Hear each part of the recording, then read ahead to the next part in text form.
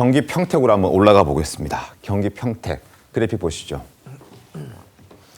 자, 경기 평택입니다. 경기도에서 벌어지는 보궐선거 가운데서는 또 가장 핫한 곳이기도 합니다.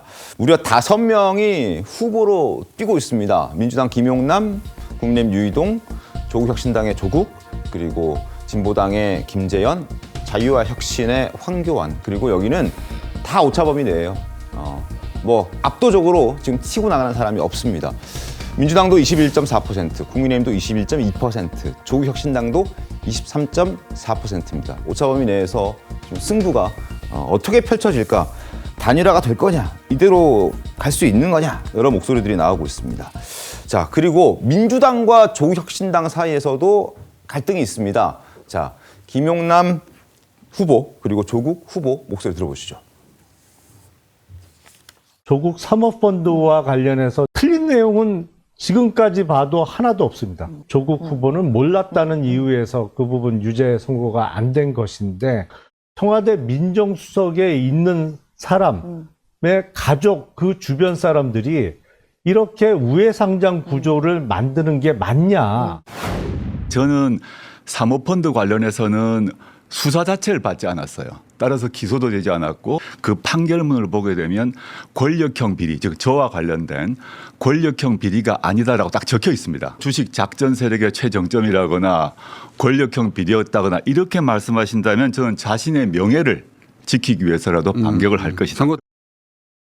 조국 후보는 이 주식과 관련해서는 자기는 수사도 받지 않았고 그래서 기소도 되지 않았다라고 얘기를 하고 있습니다만 김용남 후보는 또 말이 달라요. 누구 말이 맞는 겁니까?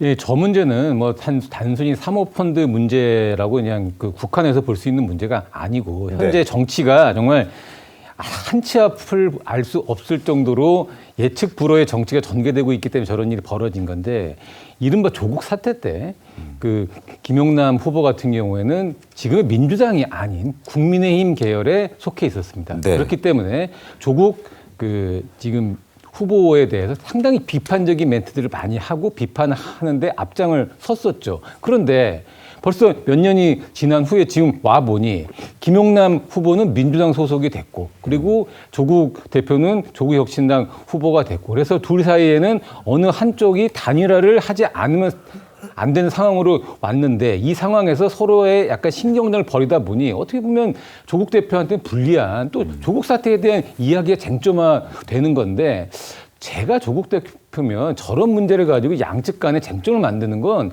조국 대표도 별로 좋은 일이 아니거든요. 근데 결론적으로 과거에 적이었던 사람들이 지금 단일화를 같이 해야 되는 준동지의 관계로 만났다는 것 자체가 저런 희극 아닌 희극을 발생시키고 있는 원인이 되고 있는 겁니다.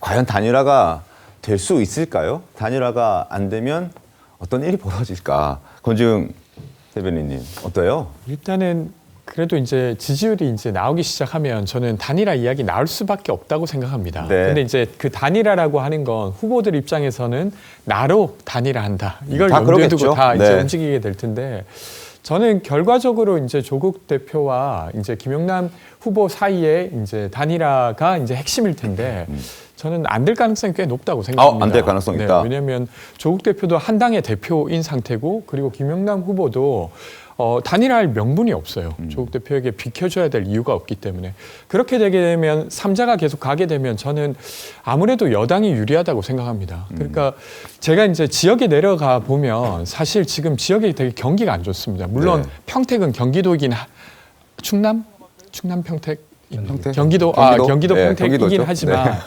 사실은 이제 워낙 경기가 안 좋다 보니까 공실이 있는 상가라든지 이런 것들이 상당히 많이 있습니다. 네. 그래서 그런 측면에서 저는 지금 이번 선거가 여당에게 좀 유리하다고 생각해요. 그래서 그런 측면을 봤을 때는 나중에 시간이 가면 갈수록 여당으로 좀 몰릴 가능성이 있다 이렇게 생각합니다.